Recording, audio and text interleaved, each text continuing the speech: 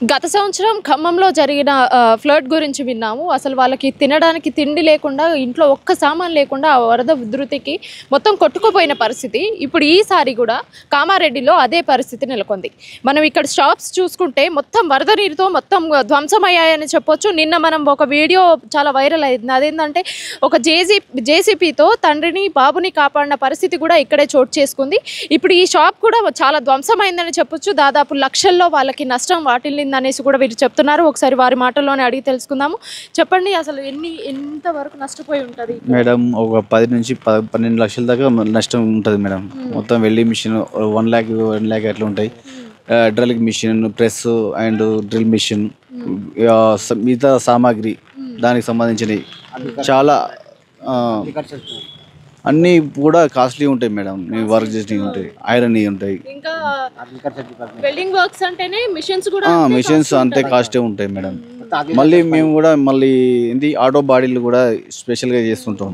అట్లాంటిది ఆటో ఒకటి already ఇరుక్కున్నది madam అక్కడ. లేదు మేడం, మేము నిన్న పండగ అని చెప్పేసి ఓపెన్ చేయలేదు. మధ్యాహ్నం 1 గంట ప్రాంతంలో రాగానే ఇక్కడ ఇట్లా అయింది. 2 వరకు మాకు తెలిసింది.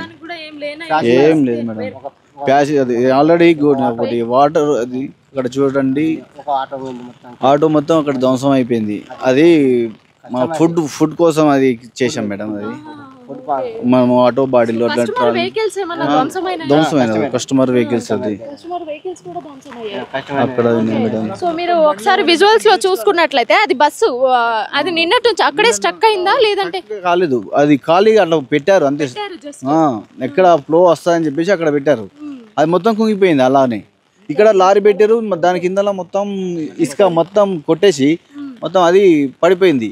దాని కింద 11 kV కూడా పోల్ కూడా దానికి పడిపోయి మొత్తం వైర్లు కూడా తెగిపోయినాయి మొత్తం. టోటల్ ఏమి కరెంటు కూడా లేదు మొత్తానికి. ఇక్కడ ప్రాంతం సరంపల్లి స్టేజ్, ఇక్కడ చిన్నమ్మరెడ్డి మొత్తం ఏమీ లేకుండా ధ్వంసం అయిపోయింది. ఇక్కడ పడిపోయినాయి. ముందుకు అక్కడ వాగు అలుగు, కామారెడ్డి అలుగు, అక్కడ కూడా 2 స్తంభాలు అక్కడ పడిపోయినాయి. మొత్తం ధ్వంసం అయిపోయింది మేడం. షాపు ఇప్పుడు మాది Shri Maheshwari engineering works madam. మాది మేడం మాకు వివిధ పరిస్థితుల్లో నుంచి వచ్చి ఇప్పుడు షాపు అంతో ఇంతో నడిపించుకుందాం అనే ఉద్దేశంతో పెట్టుకున్నాము. అందులో బ్యాంకు లోన్ కూడా తీసుకున్నాం మేడం. మరి ప్రభుత్వం మాకేమన్నా సాయం చేయాలని కోరుచున్నాము. సహాయకారంగా అందిస్తే మేము మళ్ళీ మా పిల్లలతో మేము సంతోషంగా ఉండాలని కోరుకుంటున్నాం మేడం.